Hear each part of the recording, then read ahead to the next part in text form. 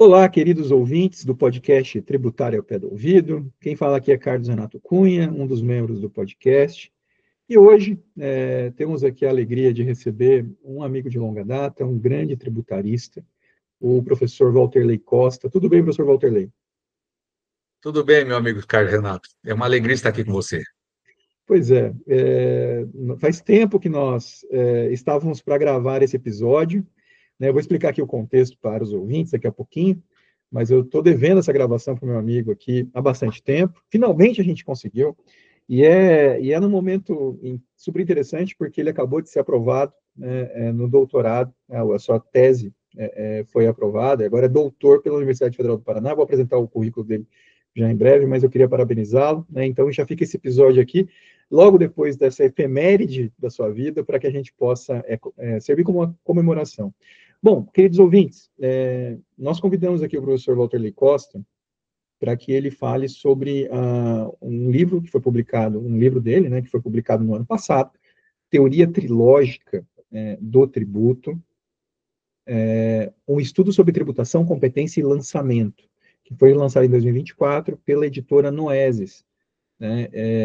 E o professor Walterley, ele é doutor pela Universidade Federal do Paraná, doutorando também, continua sendo doutorando pela USP, né? É graduado em Direito pela Universidade Federal do Paraná, é advogado em Curitiba, né? É ex-servidor do Tesouro Nacional, da Receita Federal do Brasil. Professor Walterley, reitero aqui, então, a nossa alegria, né, de recebê-lo. Queridos ouvintes, antes de começar, lembrem-se de seguir o nosso perfil no Instagram, curtir nossa página no LinkedIn, no Facebook, seguir o nosso perfil no Twitter, né, o atual X, e também encaminhem qualquer sugestão, elogios, críticas para o e-mail contato@tributariaopedoouvido.com.br. Então, vamos lá. Muito bem, professor Walterley. Eu falava aqui agora há pouco, né, que nós vamos conversar um pouquinho sobre a sua obra, Teoria Trilógica do Tributo. Eu queria aqui fazer um apontamento, que essa obra tem um prefácio do professor Paulo de Barros Carvalho, o maior tributarista brasileiro, sem sombra de dúvidas. E o professor Paulo de Barros Carvalho, no prefácio, ele diz algo que eu considero marcante. Eu quero deixar aqui para que os ouvintes tenham essa noção, né? Ele diz que, na sua obra, as premissas são claras e objetivas, os argumentos são consistentemente estabelecidos, o que dá coesão e unidade ao texto. Além disso, empreende com destreza amplo instrumental teórico, o que lhe permite promover fecundo encontro entre teoria e prática, ciência e experiência. Professor Walterley, a sua obra é fruto de uma pesquisa no seu mestrado, né, defendido na Universidade Federal do Paraná. Esqueci de mencionar isso, o senhor é mestre pela Universidade Federal do Paraná também. E, obviamente, é um mestrado acadêmico. Nós temos ali uma obra acadêmica, Teoria Trilógica do Tributo. Aliás, é um nome que chama atenção, né? Normalmente, nós temos aqui episódios em que a gente está tratando de coisas do dia a dia da advocacia, coisas de julgamentos do STF, do STJ, e, de vez em quando, a gente tem episódios em que a gente vai aprofundar, respirar e aprofundar sobre aspectos acadêmicos para uma reflexão mais profunda. Hoje é o caso, né? Então, primeira coisa, né, que eu gostaria de ouvi-lo, que o senhor explicasse para os nossos ouvintes, né, primeiro, né, o que é a teoria trilógica do tributo, né, que dá título, ao seu livro, né? Então, explique para a gente, o que é isso? Meu amigo Carlos Renato, renovo aqui que é uma alegria estar com você aqui, podendo ter esse bate-papo. Realmente uma obra de teoria, um mundo muito corrido, todos somos muito atarefados, há questões de pronta para resolver e, às vezes, questões mais abertas, de maior fôlego, elas acabam sendo deixadas de lado. Eu sou advogado, então eu consigo entender bem que, muitas vezes, precisamos de algum sentido prático, algum sentido de urgência, alguma coisa mais direta para que possamos exercer bem nossa atividade. Mas se tornarmos isso uma regra, se sempre estivermos só preocupados com questões ad hoc, com questões mais diretas, vamos acabar perdendo uma coisa que é mágica no nosso direito tributário brasileiro, no nosso estudo do direito tributário brasileiro, não enquanto direito positivo, mas enquanto ciência do direito, que é essa possibilidade de fazer uma relação entre a teoria do direito e o direito tributário, que é o único, que eu, até onde eu sei, tive o prazer de estudar em outros lugares, e até onde eu sei, é o único essa relação. Então, meu primeiro sentimento quando eu escrevi essa obra é manter uma tradição, é me vincular a uma tradição que começa com Alfredo Augusto Becker, o professor Paulo representa isso perfeitamente, e a minha forma de contribuir com essa tradição foi escrever uma obra mais aberta, mais panorâmica, de maior fôlego dentro da história do direito tributário. Muito bem. Não, e realmente, o que o senhor mencionou, professor, é algo que chama atenção, né? A ciência do direito tributário brasileiro, ela é diferenciada, né? Ela tem uma ligação com teoria do direito, teoria geral do direito e com filosofia do direito que são marcantes. E realmente a tradição, o senhor colocou ali como o início, como sendo o Alfredo Augusto Becker, nós vamos passar ali por todo, né, todo um caminhar por diversas vertentes teóricas, mas ali dentro, pensando ali na linha do Alfredo Augusto Becker, a gente pode pensar no Geraldo Ataliba, Paulo de Barros Carvalho e toda, né, uma escola que surgiu dessa linha, e então o senhor quer se vincular a isso, né? Então eu imagino aqui, né, primeiro, que é um recorte de cunho positivista, né? Ou podemos dizer reducionista. Né? Como que o senhor vê isso? É importante uma visão reducionista, normativista, um estudo normativista do direito, num tempo de tantas, sei lá, tantos estudos interdisciplinares ou multidisciplinares? Que o direito seja norma, talvez seja uma das afirmações mais conhecidas e, ao mesmo tempo, mais questionáveis. Né? Que o direito seja um conjunto de normas é algo que todos podemos entender, mas é algo que nem sempre é fácil de aceitar, porque o direito também deve levar em conta a realidade social, o direito também deve levar em conta questões de justiça. Então, que o direito seja só norma, no sentido reducionista, é algo difícil de se aceitar. Mas o trabalho não diz que o direito é só norma nesse sentido. O trabalho, ele segue uma tradição dizendo, olha, se eu tratar de tudo também, por mais que eu tenha boa vontade, por mais que eu queira discorrer sobre certas coisas, vai acabar sendo um amontoado de coisas. Então, eu preciso de uma linha condutora para isso. Então, essa linha condutora não nego outras formas de ver.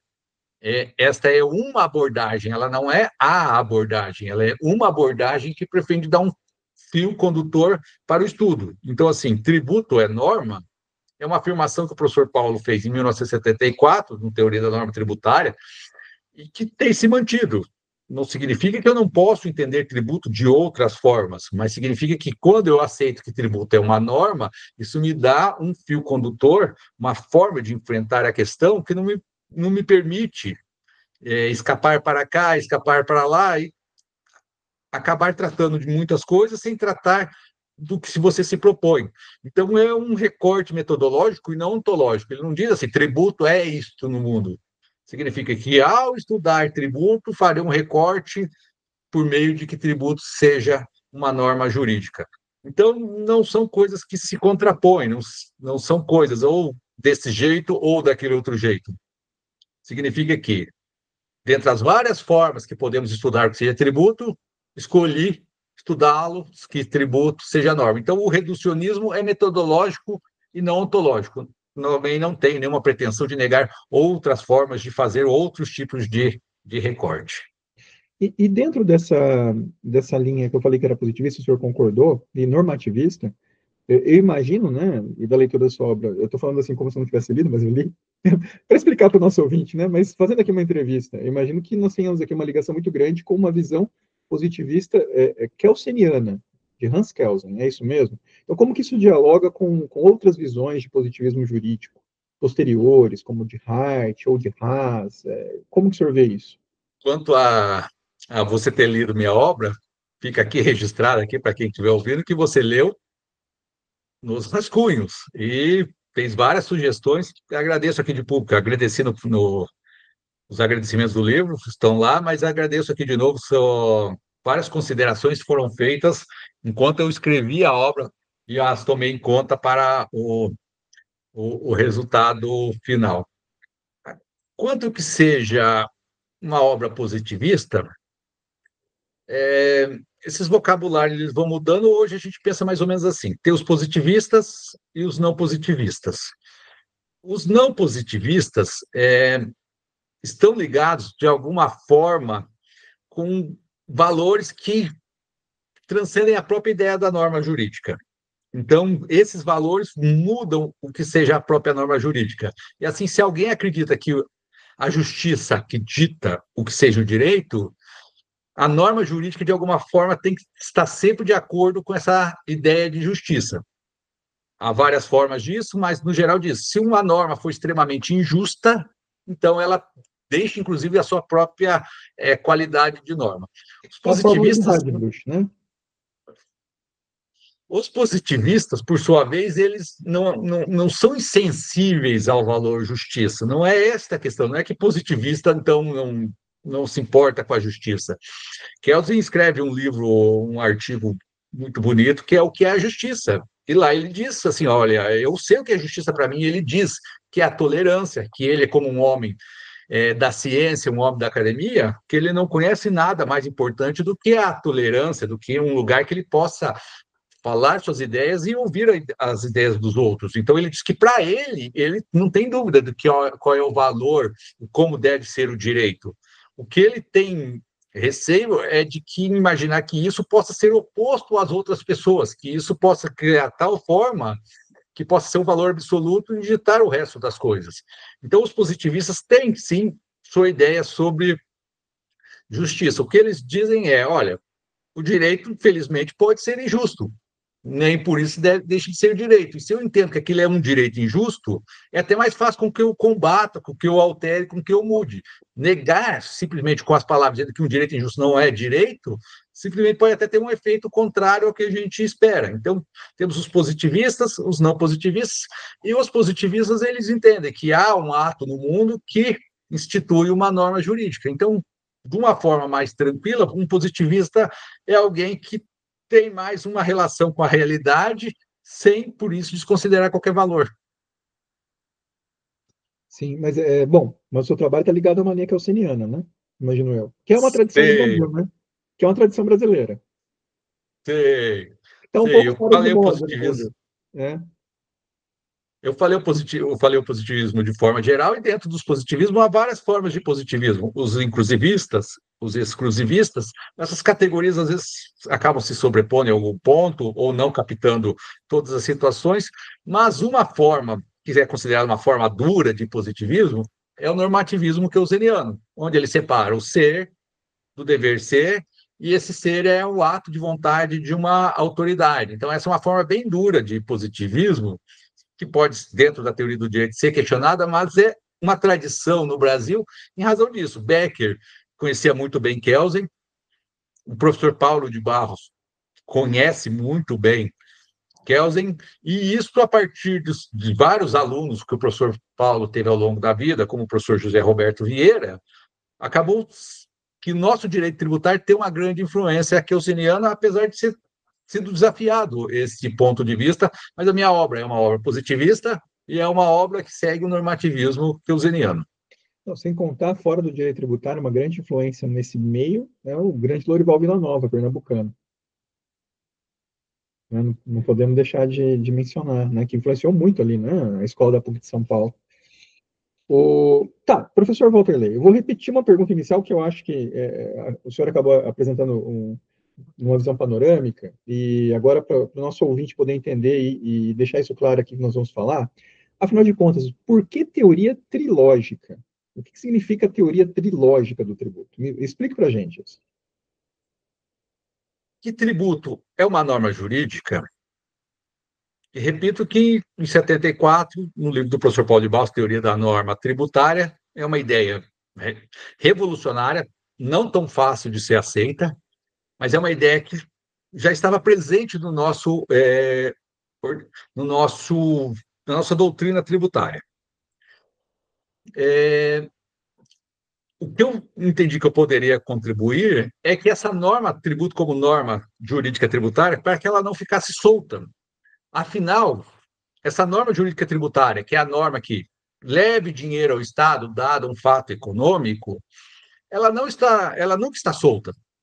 Ela sempre aparece que acima dela há uma norma de competência que diz determinada autoridade, determinado ente federativo pode instituir essa norma tributária, e uma vez que essa norma exista, também a coisa não acaba ali. Significa que uma autoridade fiscal pode realizar um lançamento tributário.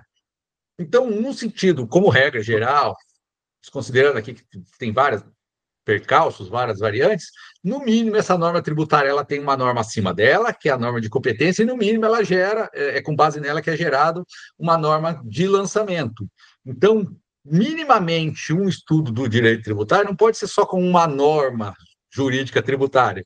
Para que eu consiga captar bem como isso funciona, eu preciso também entender que essa norma tributária, apenas como a norma de levar dinheiro, não captava todo o espectro do fenômeno. Então, eu entendi que eu também deveria considerar a norma acima, a norma de competência e também a norma de lançamento que tem como base essa norma de tributação. Então, assim, eu compreendi o fenômeno tributário a partir de 3 normas, e trilógico significa que é uma trilogia, um conjunto formado por 3 elementos que reflete uma situação. Quando eu abro o livro, eu dou vários exemplos de que como 3 aparece no mundo, que como 3 aparece na história, e essa questão de uma trilogia é algo que se usa no cinema, que se usa na literatura, e que eu trouxe para o direito tributário, dizendo, também temos nossa trilogia, uma forma de homenagear também a literatura, que é muito viva nos estudos do direito tributário, essa conexão, e apresentei o direito tributário como uma teoria trilógica. Não entendi. É trilógica de trilogia. Né? Então, nós temos ali a norma de incidência tributária, a norma que institui o tributo, acima dela a norma de competência e abaixo dela a norma individual e concreta do lançamento tributário. Daí, esses três elementos essenciais do direito tributário brasileiro, dando origem à teoria trilógica. Tá, ok. Né? E o senhor faz essa análise separando a influência que a Auxiliana aqui está gritando, né? Separando uma análise num conceito estático e num conceito dinâmico. Né? Por que é importante essa distinção conceitual? Né? O que a gente ganha ao analisar o direito tributário sobre esses 2 aspectos? Quando a gente não tem uma visão muito clara das coisas e que as coisas aparecem sempre misturadas, uma na frente, atrás, e a gente não sabe mais ou menos a ordem, isso acaba atrapalhando a nossa própria visão de mundo. A gente é incapaz a gente mais reage às sensações que a gente recebe do que imprime alguma ordem às reações, às sensações que a gente recebe. Se eu separo entre estática e dinâmica, o meu ganho me parece assim evidente. Uma coisa é, o que devo eu fazer? Bem, se você oferiu renda, você paga imposto de renda. A questão é estática. Se você oferiu renda, você paga imposto de renda. Mas qual é o fundamento disso? Bem, o fundamento disso é que há uma lei que diz que aqueles que oferirem renda devem pagar imposto de renda. Então, já mudei de ângulo. Uma coisa é o que eu devo fazer, outra coisa é por que eu devo fazer, que há uma norma. E por que esta norma que diz que estabelece a renda como fato presuntivo de riqueza e uma obrigação de levar dinheiro também é válida, também tem fundamento. Bem, porque a Constituição dá competência ao Legislativo para que estabeleça a lei que tenha esse signo presuntivo de riqueza. Então, eu consigo separar a questão estática, o que devo fazer, da questão dinâmica. Quais são os fundamentos para este fazer? Isso permite com que eu, caso haja algum problema na cobrança, caso eu não concorde com essa norma, eu entender a dificuldade está onde? Na própria norma que me ordena ou ela é correta per se, mas ela está contrária aos seus fundamentos. Então, isso me permite fazer um recorte preciso. Onde está o meu inconformismo e quais são os fundamentos para que eu possa discordar de uma cobrança indevida? Então, perdão, no aspecto estático, a ideia vai ser a análise, digamos, do dever jurídico decorrente da norma de incidência tributária, da norma que institui o tributo, da regra matriz de incidência tributária. Eu me corrijo se eu estiver equivocado. E quando eu falo do aspecto dinâmico, eu estou pensando nesse processo de criação e aplicação de normas. Então, eu vou ter a Constituição servindo de fundamento para a expedição da norma de incidência tributária, e esta, por sua vez, servindo de fundamento, de validade, para a expedição do ato administrativo de lançamento. Né? E aí eu posso fazer essa análise dinâmica para verificar se o fundamento de validade está adequado, se a norma produzida está de acordo com o seu fundamento de validade. É mais ou menos essa a ideia? A ideia é... A forma que você apresenta é perfeita. Eu, num primeiro momento, tenho as hipóteses e os comandos, e isso pode ser estudado por si só, que é um ponto de vista estático, mas posso entender por que isto tem essa força de validade, uma obrigatoriedade. E para que eu entenda isso, eu tenho que entender quais são os seus fundamentos. E sempre, num modelo keynesiano normativista, o fundamento de uma norma é uma norma acima. E aqui eu posso fazer esse confronto, se a norma posta está em conformidade ou não com a competência delegada para que essa norma seja posta. Então, este ponto me parece, sim, determinante na minha teoria e creio que ele é muito, muito útil quando se advoga. Geralmente, a gente tem um auto de infração, eu preciso ver o fundamento desse auto de infração. Sai uma nova lei, eu preciso ver o fundamento dessa nova lei. Então, é sempre possível fazer o controle, não só pela própria norma, mas pela norma que fundamenta essa norma que diretamente nos atinge. Então, creio que isso é uma grande contribuição. O direito tributário ter trazido essa teoria keynesiana da estrutura escalonada do direito. Não, e assim, essa sua fala, eu acho que reforça, né? Como a visão de quem está ali na prática do dia a dia, na advocacia, ou como estudante, como ela fica enriquecida quando você entende os pressupostos filosóficos que estão por trás, né? A profundidade, se ganha muito em profundidade de análise. E eu vou aproveitar aqui, então, o gancho, vamos falar da análise estática, no conceito estático, então, da norma de incidência. E aqui tem uma relação óbvia com o conceito de tributo, lá do artigo 3º do CTN, ou do artigo 9º da Lei 4.320, e o senhor vai mencionar que a hipótese tributária é abstrata e com uma licitude econômica. Então, eu queria aqui fazer sei lá, um questionamento, talvez uma provocação, né? Como que isso se liga com a ideia do princípio do pecunia non olet, né? Aquele princípio, tem uma história curiosa, né? Que, salvo engano, um imperador romano, né? Queria tributar o uso do banheiro público. Eu acho que o filho teria questionado, né? Como assim? Né? Questionar, sei lá, cocô, algo assim. E o imperador romano teria dito em latim que o dinheiro não tem cheiro, o pecunia non olet. E esse princípio que está ali no artigo 118 ou 70, falando aqui de cabeça, né, positivado do nosso ordenamento, ele vai ter uma relação interessante ali sobre a tributação de atividades que são, por sua natureza, ilícitas, enquanto o tributo ele tem por pressuposto incidir sobre atividades lícitas. Então, eu queria que o senhor mencionasse isso, né, o conceito de tributo, a ideia da licitude, o pecunia non olet, né? Vamos pensar um pouquinho sobre isso a partir da sua obra. Eu precisava, uma teoria trilógica, entre essas três normas, precisava organizá-las. Então, meu meridiano de Greenwich, eu chamei de norma de tributação. E essa norma de tributação, ela tem uma hipótese e uma consequência.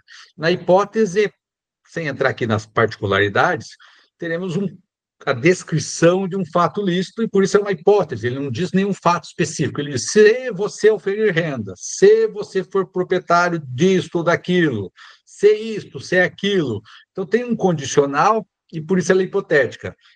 Então, você tem a obrigação de levar dinheiro ao Estado, e esse dinheiro será calculado da seguinte forma. na forma mais simples, é a base de cálculo versus a alíquota. Então, eu estabeleci a norma, chamei de norma de tributação, como meridiano de Greenwich do trabalho. Esta hipótese da norma de tributação é um C. C tal coisa, C tal coisa. Agora, essa tal coisa, ela tem que ser lícita, sob pena de ser uma multa. Se você estacionar o carro num lugar incorreto, então leve dinheiro ao Estado. Não há diferença do tributo. Se você oferir renda, então leve dinheiro ao Estado. A diferença é que, ao oferir renda, é um fato lícito. Parar no lugar proibido é um fato ilícito. Essas questões parecem simples, mas, vez ou outra, nos deparamos com coisas mais difíceis, e é o caso da tributação dos atos ilícitos. Como eu posso tributar um ato ilícito? O exemplo que foi dado. Vamos dizer, a renda é oferida de uma atividade ilícita. Sei lá, tráfico de drogas, né? Algo nesse sentido. Resolveram a doutrina, depois de muito debater para cá, e não é que é uma questão de consenso, é que se tal atividade diretamente é ilícita, então o que se pode exigir dela é uma multa por desempenhar uma atividade ilícita e não de forma exclusiva, pode vir junto com outras restrições de direito, inclusive a prisão da pessoa. Se eu desenvolvo uma atividade ilícita, pode ser que esse bem, produto do ilícito, seja confiscado, e aí não tem um tributo, tem um confisco do meu resultado do ilícito.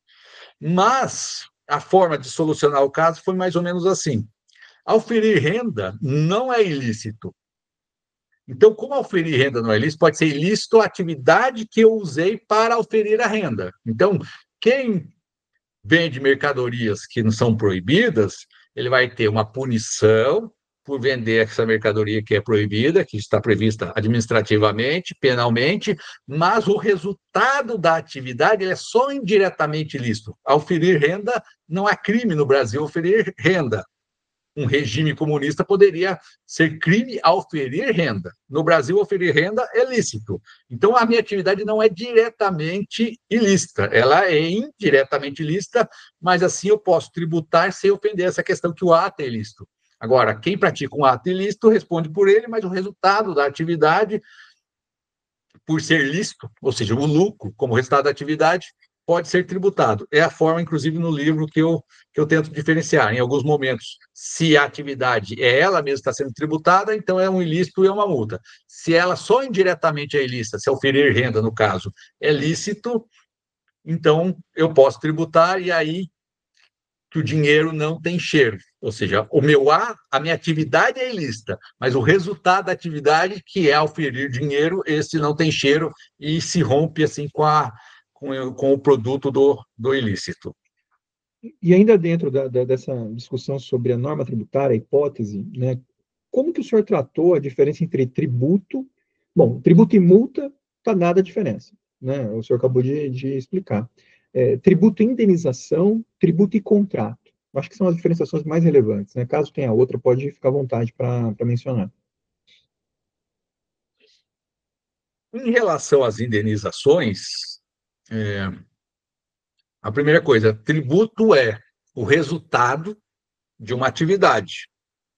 Entretanto, a indenização, ela é uma restituição a um status quo prévio que eu teria. Então, ela não é propriamente um resultado de alguma coisa que eu faço, mas é uma restituição a um ponto que eu já me encontrava. Então, quem recebe uma indenização não tem que pagar tributo por causa disso. E quem causa dano a alguém para restituir o status quo é diferente de desenvolver uma atividade ilícita da qual se deve pagar tributo. Então, são 2 ângulos. Receber indenização me devolve um status quo. E pagar uma indenização também não é uma atividade econômica, mas é a reparação de algo que eu causei a alguém para devolver naquele estado. Então, as indenizações e as multas não se confundem, mas elas têm uma base em comum para se distinguir dos tributos. Em relação aos contratos, não é tão simples estabelecer a diferença do tributo e o contrato, mas a questão tem sido: no contrato, eu me obrigo por minha própria vontade. Vai ter uma certa dificuldade que quando eu faço uma confissão para a Receita, se é a minha própria vontade ou não, mas aí parece que eu confesso para a Receita os fatos e o tributo decorre da lei. Então, eu não confesso para a Receita uma dívida em si, eu confesso uns fatos. Olha, eu oferi renda, eu vendi mercadoria, eu fiz A, eu fiz B, e o valor a pagar decorre da própria lei. Então, parece que a confissão, por mais que diga confissão, irrevogável, retratado do tributo, parece que se liga aos fatos. No caso do contrato, eu nunca teria aquela obrigação, a não ser que eu mesmo manifestasse que, doravante, sim, dado determinada situação, me comprometo a levar dinheiro a alguém. Então, também sempre vai ter alguma zona de contato difícil, mas num caso não depende da minha vontade, no outro depende da minha vontade. Aqui a gente pode, não vai ser o debate de hoje, mas realmente nessa questão, a gente tem pontos interessantíssimos, inclusive o direito de opção do contribuinte por regime tributário, né? Eu acho que aqui tem uma interface interessante com essa discussão de tributo e contrato que ainda precisa ser melhor trabalhada pela doutrina. Mas, professor, vamos mudar então de áreas. Então, tratamos aqui do aspecto dinâmico, da norma de incidência tributária. Falemos do aspecto dinâmico. Então, no aspecto dinâmico, o senhor vai voltar seus olhos para dois tipos de norma. A norma de competência, acima, como fundamento de validade da norma de incidência tributária, e a norma de lançamento, como oriunda, né, da aplicação da norma de incidência tributária. Então, vamos falar da norma de competência, que eu acho que é um dos pontos centrais ali da sua teoria, né? O que caracteriza essa norma de forma específica? Por que ela é tão importante? Explique a sua visão sobre a norma de competência. Eu poderia um trabalho só ser sobre a norma de competência. Seria um recorte totalmente ilícito. Minha ideia, quando eu fiz uma teoria trilógica, escolho um meridiano de Greenwich, a norma de tributação. E a norma de tributação diz: se ocorrer o fato lícito, então leve dinheiro ao Estado. De um ponto de vista estático, isso é suficiente. De um ponto de vista dinâmico, eu pergunto, mas sim, e por quê? Qual é o fundamento disso? Bem, o fundamento disso é que há uma norma, no caso do Brasil, na Constituição, que diz que determinada pessoa, ente político, pode positivar essa norma. Então, a norma de competência, no caso especificamente brasileiro, nem todas as constituições, na verdade, a maioria das constituições não são assim, não tratam tão detalhado que o legislador pode instituir como tributo. No caso brasileiro, sim, diz, olha, apenas sobre determinadas materialidades é que podem ser instituídos tais tributos e por certas pessoas, especificadas pessoas políticas. Então, o nosso controle aqui ele é muito mais severo do que em qualquer outro lugar, porque quando eu me deparo com uma norma de tributação, quando eu a confronto com a norma de competência, provavelmente há sempre alguns pontos que deixam a gente em dúvida. Olha, extrapolou, não extrapolou, podia ou não podia, porque as normas de competência no Brasil são muito específicas. Então, é permitido à União instituir, segundo determinado processo, determinado tributo. E esse tributo deve estar restrito a certas materialidades. Essa forma da norma de tributação de competência, muitas vezes, quando eu cotejo com a norma de tributação, há ali discrepâncias, e essas discrepâncias, o nome que a gente dá para isso é inconstitucionalidade. Às vezes são evidentes, o judiciário não reconhece, às vezes não são tão evidentes, mas que há um conflito latente entre a forma como as nossas normas de competência são configuradas e como as normas de tributação são postas, esse conflito é sempre latente, fica sempre essa impressão que o legislador extrapolou sua competência que ele recebeu da Constituição. Assim, quando a gente trata do tema da competência tributária, quando a gente vai ler, estudar na doutrina tradicional brasileira, lembrando aqui do livro do professor Roque Antônio Carrasco, Direito Constitucional Tributário, tem e que isso é repetido também no livro do professor Paulo, do curso de Direito Tributário, existem algumas características que seriam inerentes às normas de competência tributária que são repetidas, né? Recordando aqui, assim, a privatividade, indelegabilidade, renunciabilidade, facultatividade. Na sua visão, professor, a competência, o exercício da competência tributária é facultativa? Podemos falar da existência de facultatividade? Em teoria do direito, uma conduta é devida é a forma mais simples de dizer isso. Mas eu posso fazer de uma forma mais refinada. Então, devida em que sentido?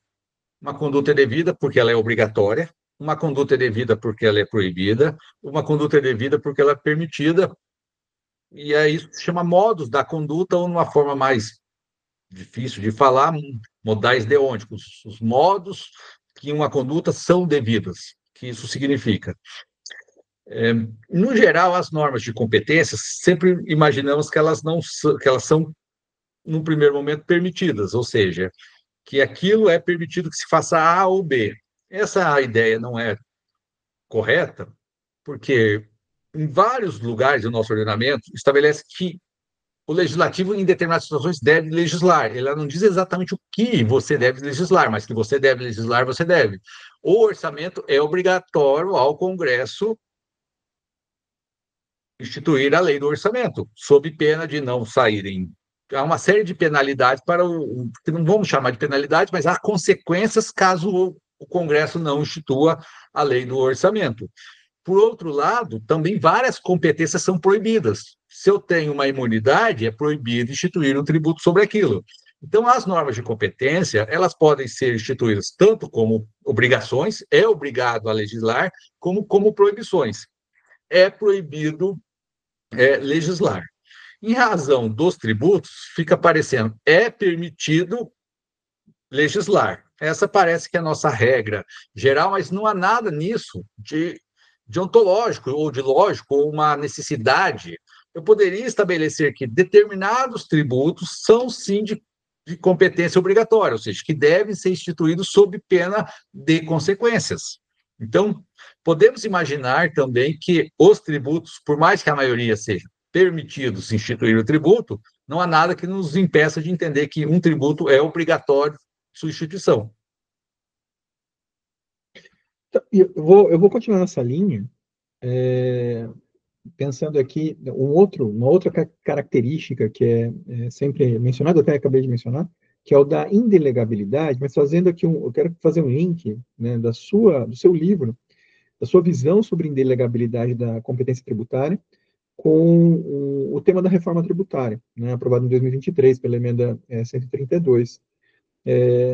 Porque me chama a atenção a questão do artigo 156A da Constituição, né, que está inserida num novo título chamado lá de competência compartilhada entre estados, municípios e Distrito Federal para a instituição do IBS, o Imposto sobre Bens e Serviços. Bom, vamos lá. Dentro da sua visão do que é a norma de competência, aquele dispositivo do artigo 156A e aquele título tratam efetivamente de competência tributária? Né, em que nível? Né? E a gente pode falar de competência compartilhada, delegada, como que isso se liga na ideia de indelegabilidade? Eu estou viajando na maionese, que pode ser também. A pergunta tá excelente.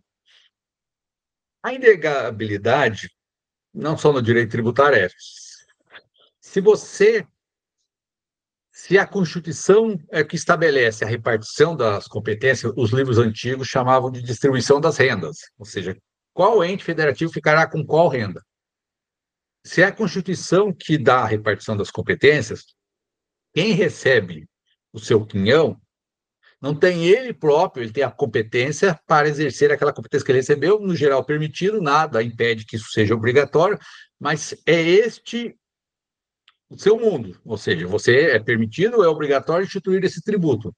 Se você entende que seria melhor que outro ente da federação ficasse com aquele tributo, que outro ente da federação instituísse aquele tributo, ou mesmo um ente que não da federação, por onde seria outro, mas uma outra pessoa jurídica, nesse ponto, você recebeu a competência para instituir o tributo, e não competência para delegar a outro tributo, para repassar a outro tributo. Então, somente quem tem essa competência é a Constituição, o legislador constituinte, tanto originário, creio que o derivado também possa fazer isso, mas isso é uma outra disputa.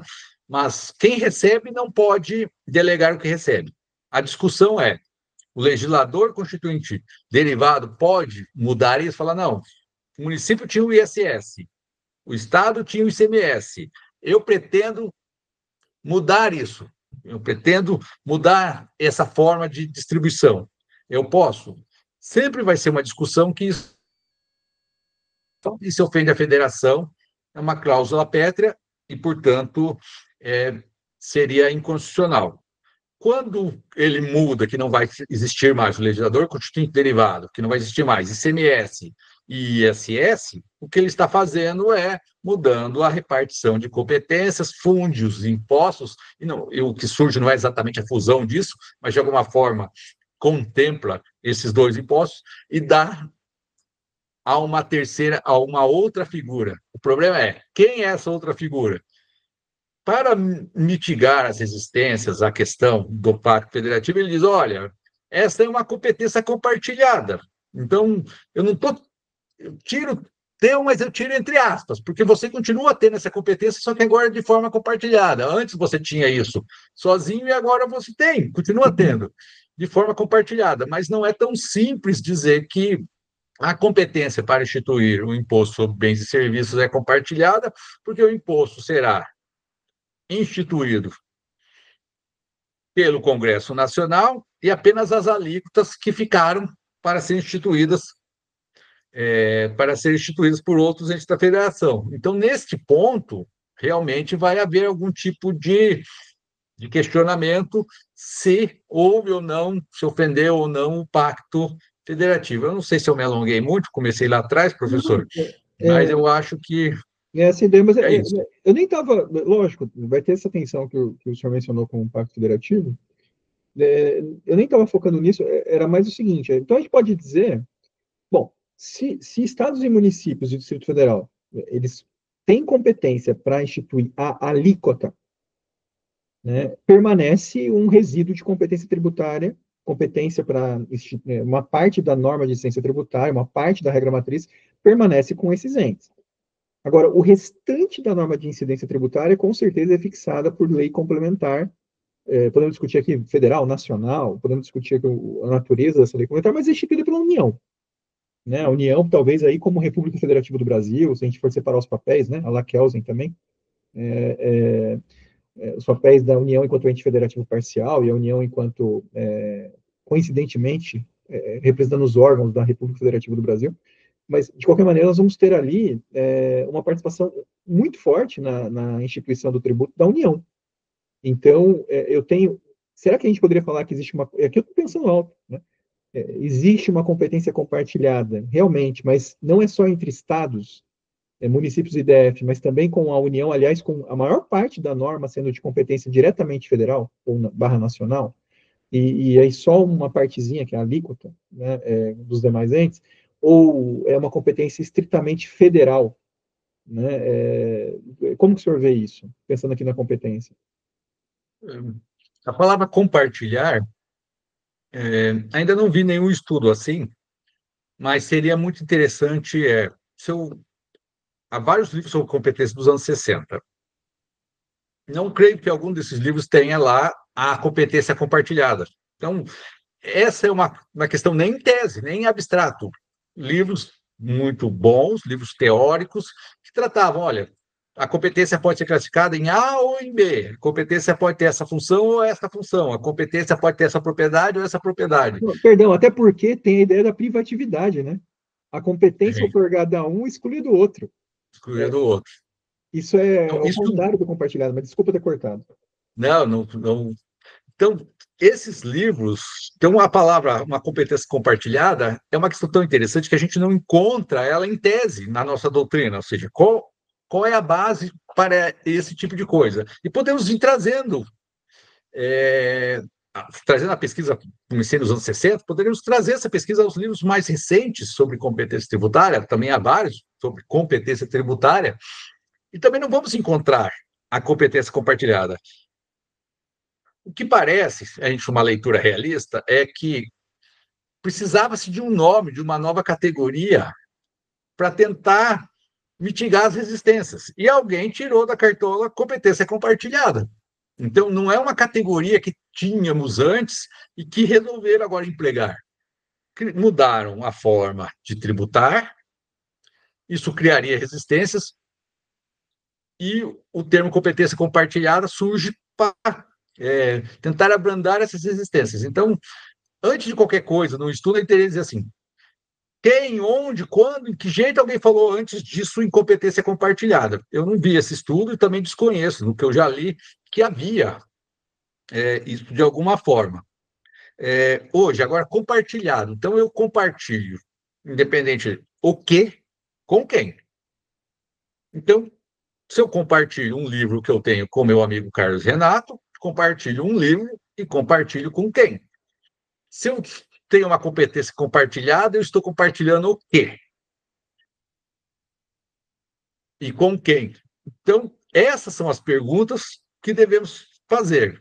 Se eu compartilhar criação, instituição do tributo, de alguma forma eu vou falar, quem sobrou com a alíquota, de alguma forma eu compartilho. Eu instituo um pedaço grande, você uma parte pequena, mas compartilhamos. Se isso é suficiente para contemplar o Pacto Federativo, uma outra discussão, mas assim, eu faço bastante, você faz pouco, e estamos compartilhando a produção dessa norma. Vou compartilhar, não a norma, mas vou compartilhar, produzir, instituir essa norma com você. Faço uma parte, você faz outra.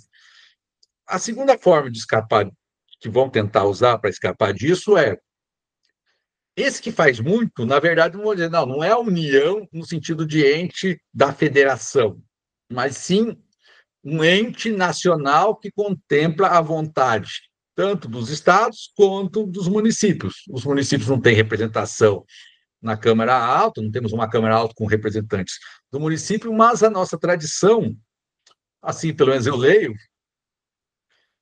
os entes municipais também têm uma forma de representação, mesmo que não seja especificada, como são os senadores. Então, eu acho que no Brasil temos, sim, leis nacionais em que contemple a vontade dos entes federativos. O que pode não parecer é que este é um caso exatamente, que este é o caso. Fica mais parecendo que é o imposto da União, o imposto federal, com essa pequena migalha para os estados. E assim não estou compartilhando nada. Agora, se eu conseguir construir que o IBS é criado por uma lei nacional que representa os estados e os municípios, então eu posso dizer, olha, estamos compartilhando, não, cada um faz uma parte, mas deliberamos juntos e fazemos juntos. Então, compartilhamos no sentido que deliberamos juntos e fazemos juntos.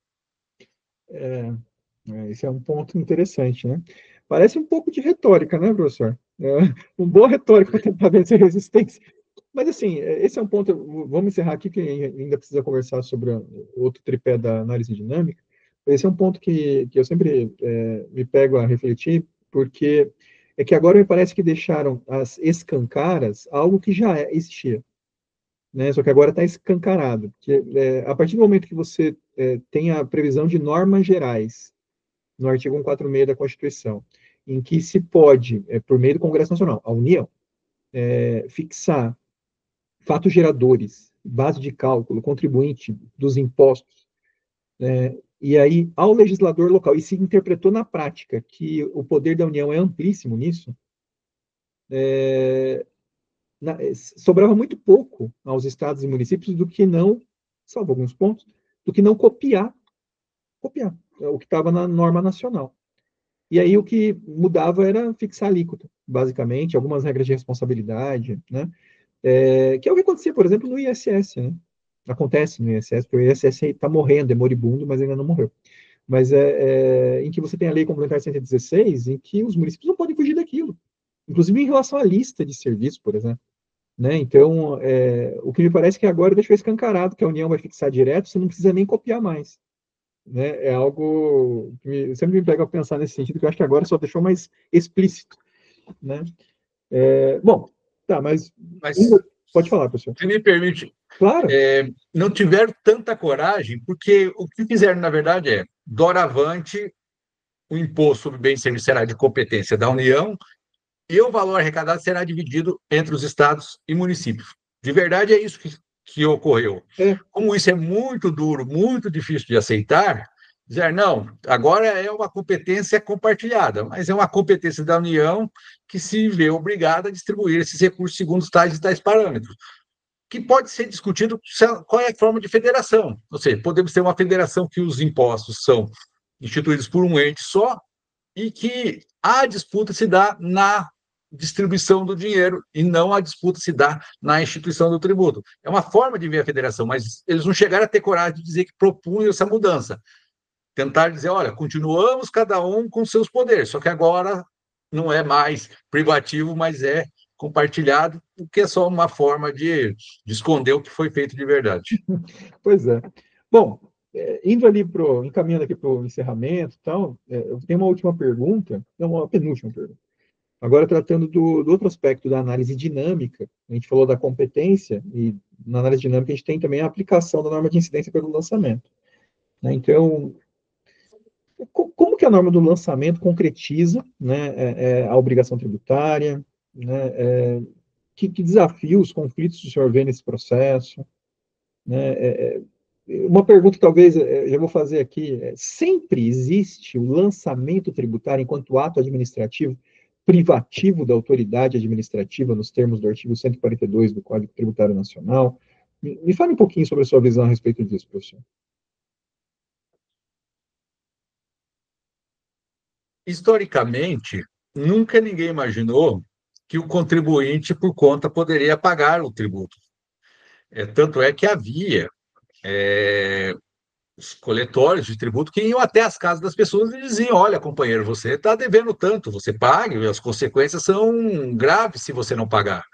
Então, essa forma mesmo histórica, primitiva, é uma forma de lançamento. Alguém chegava e dizia: olha, mesmo que fosse um tributo por cabeça, olha, aqui moram tantas pessoas, você deve tanto, você está em tal região, você deve tanto. Então, ficou parecendo que as pessoas, a cobrança do tributo depende de algum tipo de individualização. E essa individualização, a gente pode dizer que é o lançamento. Ou seja, temos uma regra geral do jogo, mas eu tenho que contar para você exatamente o que você tem que fazer.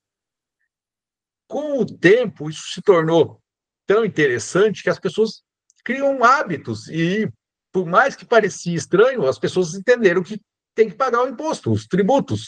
Então, as pessoas começaram a ter o hábito e a resistência, quando isso, vez ou outra, acabou em guerra, em revolta, em rebelião, mas quando as coisas se sedimentam, que aquilo não é mudado tão arbitrariamente, as pessoas entendiam o que tinham que fazer e surgiu até a coletoria, ou seja, em vez do coletor ir na casa das pessoas, as pessoas iam até a coletoria e entregavam o dinheiro espontaneamente. Então, você sabia que poderia ter acontecido, provavelmente ter acontecido alguma coisa ruim, mas você mesmo já se acertava: olha, eu acho então que assim, minha atividade foi essa, então eu devo tanto, vou até a coletoria e me entrego. E ao longo do tempo, isso sempre foi oscilando. Ou seja, se precisa o Estado nos dizer o que fazer, assim, uma autoridade fiscal ir dizer: olha, Walterley, você tem um carro tal, da marca tal, no valor tal, então por causa disso você tem que pagar tanto de imposto. Você tem uma casa tal, de valor tal, e por causa disso você tem que pagar tanto, a data de pagamento é tanto. Essa é a forma mais clássica dessa questão do lançamento tributário. Ao longo do tempo, também entenderam que nada disso precisava, que eu mesmo posso, no caso do IPTU e IPVA, ainda prossegue, mas no caso da renda eu vejo: olha, quanto eu ganhei o ano passado. Isso eu faço essa informação, eu presto essa informação, eu mesmo calculo, eu mesmo pago, e depois isso fica para ser fiscalizado. Então, por mais que a nossa redação seja de uma forma, dizendo que todo ato é privativo, da autoridade administrativa, isso foi sendo, com a forma de evolução das cobranças, isso foi se perdendo. E hoje, principalmente para tributos que nem se imaginavam isso como ITCMD, você diz: olha, qual é o valor da herança? Qual é o valor da doação? Então, eu calculo a alíquota e pago, e você sempre vai ficar sujeito à fiscalização se você fez certo ou não. Esta é uma viragem que a gente teve. Só que como o mundo diz Nietzsche é um eterno retorno, parece que vamos voltar a todos os casos ter lançamento. Por que eu digo isso? O banco de dados que existe hoje é enorme. O banco de dados que existe hoje é enorme. Então fica parecendo que, se tiver todas as informações disponíveis, não vou eu mais precisar declarar e pagar nada e depois isso ser checado. O próprio governo, novamente, vai voltar a ter mim por meios tecnológicos, digitais, mais avançados, e não por meio do cobrador, do coletor de imposto, e já vai me mandar, olha, Walter, eu sei tudo da sua vida, eu sei o que você fez no ano passado, eu já chequei tudo, e está aqui o valor para pagar. Então, se Não, a gente... calma aí, vou cortar. Isso se tiver que mandar essa informação, ainda aguardando que alguém pague. Se o pagamento não for automático, pensando aqui no split payment e outras figuras, né? A minha, no final, a minha tese vai ser que vão tirar esse dinheiro da sua conta bancária de algum jeito. Então, se isso acontecer, tributo não vai ser mais obrigação de dar dinheiro ao Estado, porque nem a obrigação de dar dinheiro eu não vou ter. Ou seja, eu não vou ter nenhum ato para fazer. Ou seja, eu não vou precisar declarar o que eu fiz, porque eles já vão saber, o valor que eu devo eles já vão saber, e o que me sobraria é pagar o imposto. Mas provavelmente até isso vão me tirar. Então, nem o direito de pagar ou não pagar, a pessoa não vai ter. Esse tributo também já vai ser pago. Então, tributos, aquele que diz, é uma norma jurídica com uma obrigação de levar dinheiro ao Estado, talvez no futuro isso tenha que ser revogado, porque não vai haver a obrigação de dar de nada. Ninguém vai ser obrigado a nada. O tributo já vai estar pago, independente se você quer ou não pagar. Mas, bom, tá.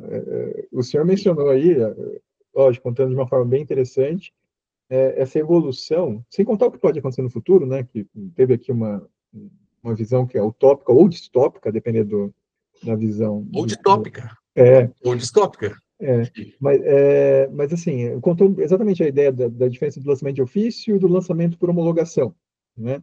É, então, assim, como que é a sua visão no seu livro sobre a questão do lançamento? Né? Essa norma de aplicação, ela faz menção a quando o contribuinte cumpre espontaneamente ou somente quando há fiscalização por parte da autoridade administrativa?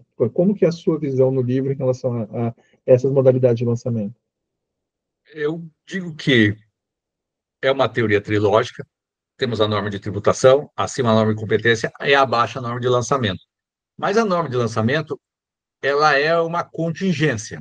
A depender do tributo, existe. A depender do tributo, não existe. Ah, IPVA e IPTU. Se eu não não é uma questão fática assim, de receber como antigamente, com a notificação, mas, ou seja, há uma atividade do Estado que individualiza aquilo, individualiza meu imóvel, individualiza meu carro, individualiza essa conta e diz, olha, você deve tanto. Não estou discutindo aqui como é que o contribuinte vai saber disso de verdade ou não, quais são as formas de notificação, mas há uma atividade estatal para a individualização e me dizer, olha, você, Walter Ley, deve tanto, pague na data tal. Em outros casos, como no imposto de renda, ele não vai fazer isso. Há uma norma geral e diz: aquele que no ano anterior auferiu renda, então deve calcular sobre essa renda a alíquota dessa forma e até a data tal fazer o pagamento. Neste ponto, se eu pago o IPVA e o IPTU, eu pago em razão de uma norma de lançamento que individualizou a situação concreta e individualizou um valor a pagar. Se eu pago o imposto de renda, não há norma de lançamento nenhuma aqui. É óbvio que eu posso dizer que aquela declaração, aquela questão é a norma de lançamento, mas aqui fica mais parecendo eu faço em razão de uma norma geral e abstrata que atinge a todos, e o que eu presto ao fisco são informações que ele, em 5 anos, vai conferir se aquilo está correto ou não. Então, em alguns tributos, a obrigação de levar dinheiro de só surge se ouvir a norma de lançamento. Em outros, a própria norma de tributação ela já tem tal poder, já dá tantos elementos que eu mesmo analiso a minha situação, faço esse cálculo e faço o pagamento do tributo. Para encerrar essa parte, casos de PIS e COFINS são interessantíssimos, porque o dever de pagar PIS e COFINS ele é antes e prévio à DCTF que constitui o crédito. No caso do imposto de renda da pessoa física, a gente tem até o último dia para declarar e o último dia para pagar. Então, pode haver uma simultaneidade entre a declaração e o pagamento. PIS e COFINS, eu tenho uma obrigação de pagar em determinadas datas. As informações que eu vou passar para o fiscal STF vai ser feita a posterior. Então, me parece que o lançamento tributário é uma norma também, na teoria trilógica, mas é uma contingência. Nem todos os tributos a exigem e o direito positivo que determina que tributos ele prefere fazer com o lançamento e que tributos que ele prefere que o dever surja direto da norma de tributação. Obviamente, sem prejuízo do lançamento decorrente de fiscalização, né, dentro desse procedimento de lançamento e promulgação, se o contribuinte não tiver declarado na visão do fisco, não tiver pago tudo corretamente. Né? Então, obviamente, existe uma possibilidade de um lançamento subsidiário. Né? Mas, então, aqui, ouvindo o senhor falar, me surgiu algumas questões. A confissão do contribuinte, quando ele declara e não paga, tá? E que, segundo legislação federal, e entendimento do judiciário já consolidado por meio de súmulas, né, essa confissão já pode ser diretamente, ela constitui o crédito e pode ser inscrita em dívida ativa e executada sem nenhuma outra formalidade por parte da autoridade administrativa. Essa confissão, ela não é um lançamento, ela é o que dentro da sua teoria?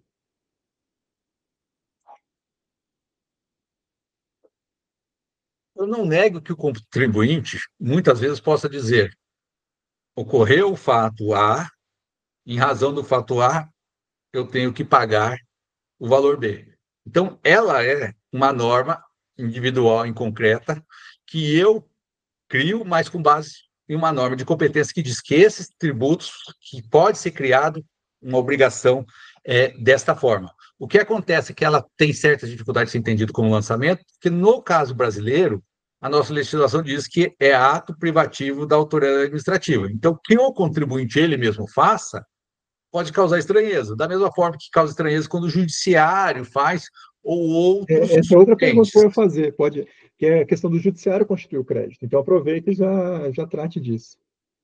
Então, agora, nem sempre é tão fácil distinguir. Quando eu faço uma confissão sobre fatos passados, e essa confissão só sobre fatos passados que precisaria de algum tipo de atividade, ou quando a lei diz, ora, a sua própria atuação, quando diz que ocorreu um determinado evento e que a partir disso você tem determinada obrigação, será tomada como uma norma tributária, uma norma específica individualizada para o seu caso, com obrigação de pagar tributo. Então, no sentido maior, eu posso entender essa norma como uma norma de lançamento.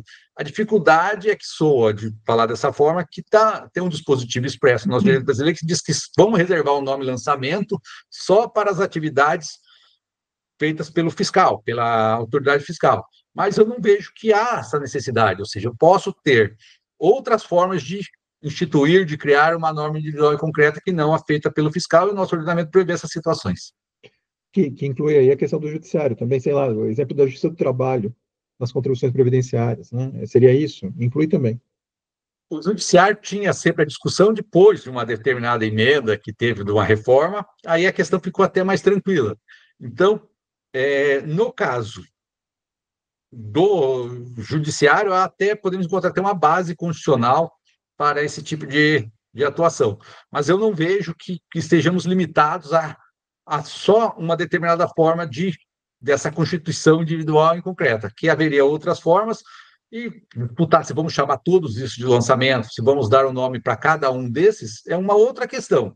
Sei que elas vão ter a mesma função, os mesmos efeitos, e uma vez não pagos, por isso que pode ser encaminhados diretamente à Procuradoria para a cobrança. Se vamos chamar norma de lançamento um gênero, ou se vamos dar um nome diferente para isso, e chamar só uma específica feita pela autoridade fiscal de lançamento, é uma questão mais de fazer um acordo do que sem que não interfere na teoria em si.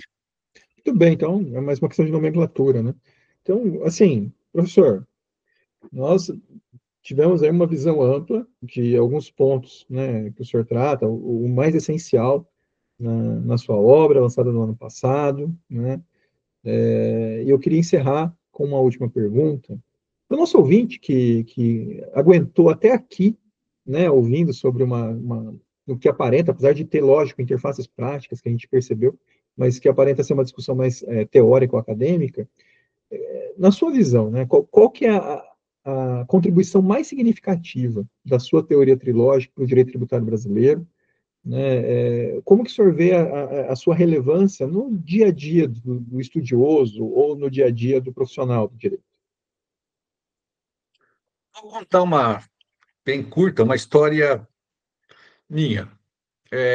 Tenho interesse na vida, vamos chamar, na vida real. Sou advogado, igual a maioria dos que estão nos ouvindo, e todas as dificuldades que você tem como advogado. Mas tenho muito interesse em temas acadêmicos de teoria do direito, tenho muito interesse nesses temas, e tive a oportunidade de conhecer pessoas fora do país, grandes teóricos do direito. E depois de um certo tempo que estabelece algum tipo de relação de amizade, a pessoa, o que que você faz, o que que você não faz, se você é advogado, se você não é advogado, e quando eu conto que eu sou advogado tributarista, isso causa um choque nessas pessoas, porque eles têm uma ideia muito, em outros lugares, do direito tributário. Em outros lugares, o direito tributário e a atividade do contador estão muito próximas. Eles veem aquilo como uma questão mais, com menos interpretação, com mais automação. Ou seja, se você conhece os detalhes da lei, se você tem algum conhecimento de matemática, se você. É mais uma questão de ter muitos conhecimentos particularizados, específicos, e eles não entendem por que, que um tributarista teria conhecimento de teoria do direito. E quando eu conto que no Brasil, Alfredo Augusto Becker entendeu que o direito tributário que ele estudava não estava de acordo, porque aquele direito tributário é tratado como se fosse uma coisa totalmente à parte do resto do direito, e ele resolveu entender o direito tributário a partir da teoria do direito. Isso mudou o nosso direito tributário e fez com que o nosso direito tributário, nossa ciência do direito tributário, se tornasse uma ciência muito rica. Ela é infinitamente melhor do que em outros lugares, ela é mais técnica, ela é mais refinada. Veja a diferença. O nosso direito tributário continua sendo ruim positivo, mas a nossa ciência do direito tributário, que estuda o direito tributário, ela é muito refinada. Isso se deve por quê?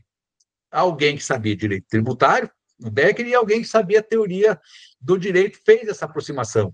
E isso mudou o nosso, nosso estudo do direito tributário. Então, o meu livro é uma continuação dessa tradição, porque eu entendo que se a gente fosse viver de cada caso, casuisticamente, investigar caso a caso, parece que a gente não melhora, a gente não avança.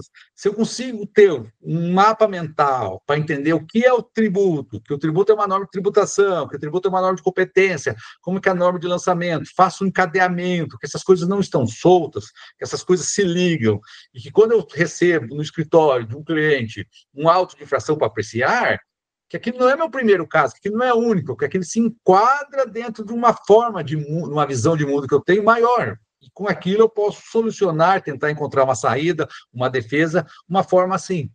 Então, eu creio que, se conseguirmos entender o direito tributário, a ciência do, reforçarmos uma ciência do direito tributário, segundo a nossa tradição, mais rica, mais fundamentada em teoria do direito, isso vai, na ponta, bater com uma melhor defesa, com uma melhor sentença e até, isso esperamos, até hoje não vimos, uma melhor lei. Então, eu acho que as coisas não andam separadas, não acho que a gente é obrigado a ser ou prático ou teórico.